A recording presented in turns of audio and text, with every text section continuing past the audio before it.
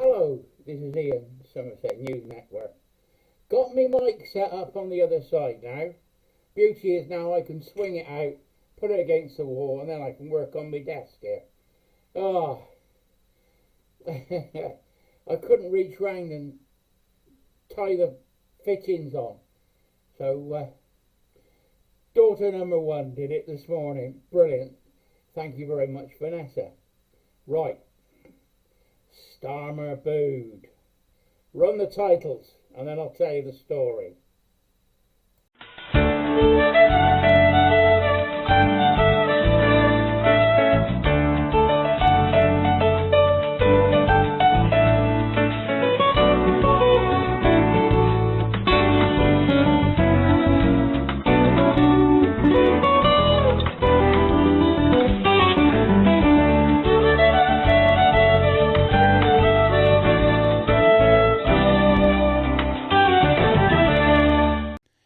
Right.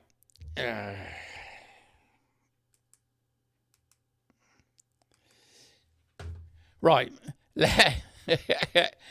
Let's start my story.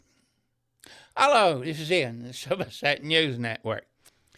Last night we're watching McMaster on YouTube on the smart TV, and he's moaning about EVs and the government being able to switch them off. And then another video we watched, he was moaning that he was going to have to pay 3 pence a mile. And he does trips to Europe. Goes across on the ferry or on the train across the Channel Tunnel. And he drives down to France and Spain. And then comes back. And he's saying that they got to pay the mileage because it'll be done when he has a MOT, they'll take the mileage and then charge him 30 pence a mile. So he's all up in arms, and I mean, they were giving it free and now they're not. So we want something else to watch now. So we had a look at the telly, see what's on the telly, and there was Royal Variety Performance. So we switched onto that and watched it for a bit. And then Dead Ringers came on. Now, I used to listen to Dead Ringers in the car on the way home from work. It must have been on about 5:30, 6:30, something like that in the evening. And they would play different characters. And Jug Cole was one of the impressionists. Got to get the words right, you see. And what I distinctly remember is he used to do Doctor Who, Tom Baker as Doctor Who. And he rang up a holiday agent. And he's talking to him as Doctor Who that he wants a trip to Gallifrey.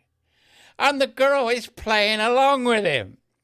It was absolutely brilliant. He wanted to take a vacation to Gallifrey. And he used to ring up as Doctor Who and do all sorts of things.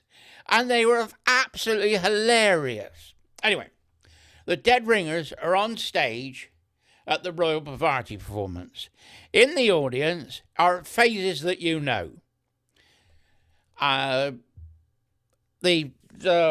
guy that played Jesus, I can't remember his name. My brain's gone. Robert Powell. He also played in The Detectives next to Jasper Carrot. That was a brilliant comedy programme. But he played Jesus. That's what he was best known for. And he's in the audience. Now, I don't know if he booed or not, but the camera went on him. And there was other celebrities as well in the audience that they picked out. William and Kate were there. They didn't show them booing or not. They would have had to get quiet. But Starmer was booed. They did an impression, one of them, of Starmer. Everybody knew it was Starmer. And they booed. Like a pantomime villain. They booed Starmer. And what he was saying, they got the joke and they laughed and clapped along with it. They did not like Starmer one little bit. Now, these lovies normally vote Labour. These lovies are left wing. And if they hate Starmer, like the rest of us do, what's going to happen at the next election? Starmer hadn't got a chance. Labour are finished. And just a couple of seconds, I don't think it was a minute, the audience totally booed him. Starmer should be shaking in his boots. Talk about embarrassing. He was really booed. You know, he's like a pantomime villain. When pantomime villain used to come on stage, everybody used to go, boo, boo, hiss, boo. Yeah. Starmer is now the pantomime villain of this country. Look what other countries think of us. You know, it's made us a laughing stock. Trump knows it. That's why Trump's cancelled the trade deal with Starmer. I told you in the last video, we now have to pay more money for drugs. You can't make this stuff up. I think if you go into a pantomime this year, I think there's going to be some cracking Starmer jokes being told. I can think of a few myself, but I won't do it here. Anyway, I can't play the clip because I'm worried about copyright. I played some tunes. Now, under British law, you can review a piece of music, and you can review up to a minute of the music under copyright review. Doesn't work with YouTube. If you pay a little bit, I don't know, a chorus or the first bit of the song so you know what it is. You know, I'm playing about 8 bars, that's all. Less than half a minute. And YouTube got me on a copyright strike again. Where under English law it works. I was going to do music reviews. And I did one video on my local pop star, Adge Cutler and the Wurzels. That was all right. They liked that. I got the okay for that. So I didn't get a copyright strike. I did Steve Lee, the Australian folk singer, that did I Like Guns. And I didn't get a copy strike for that. I didn't know until I met him in Liverpool. And we were sat down in a restaurant and we were talking. And I said, phone me. So Pat went on her phone and phoned her. And I got I Like Guns coming out. His face. Anyway, he then told me that, oh yeah, you and a guy in America called Clock 45 on YouTube, you two are the only two that got permission for the copyright. How about that then? I felt good about that. Anyway, back to Starmer. Story told. I don't like copyright, so that's why I'm not going to play the clip, because I don't want to get another copyright strike.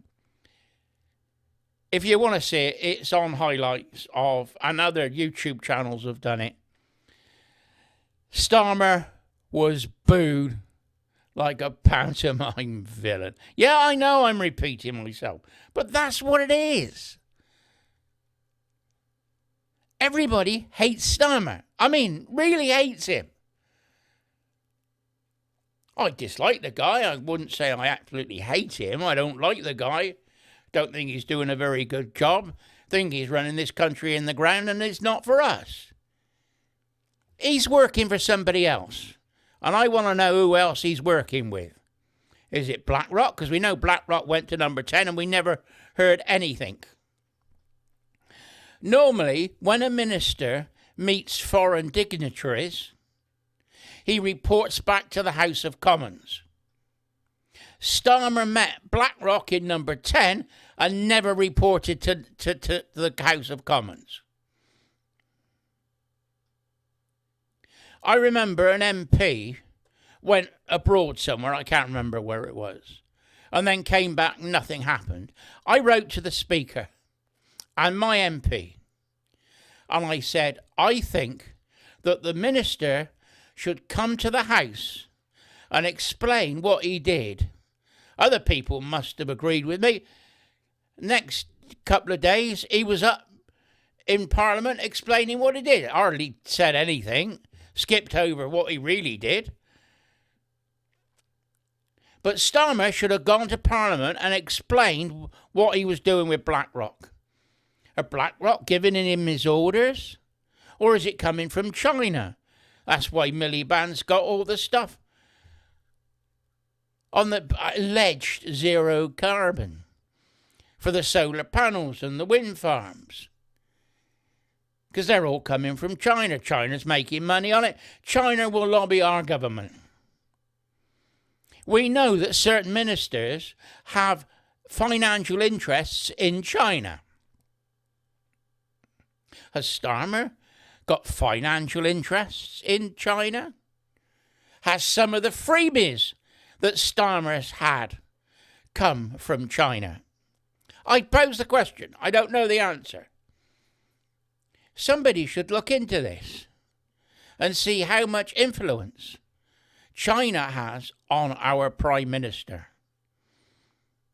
We know that an MP had a girlfriend who was Chinese, who was a Chinese spy.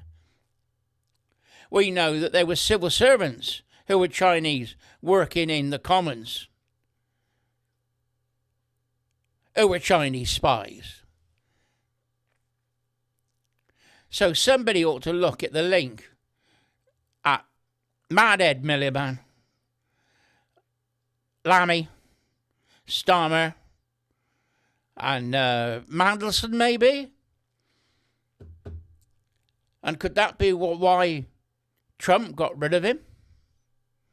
That's why the photographs of him and Epstein were released by the American government, leaked to remove him from America. Now think about it. Hello? Trump moves in mysterious ways. Anyway, that's it. Starmer booed. Pantomime dame, and it ain't gonna stop. Anyway, Ian, Somerset News Network signing off. Bye bye for now.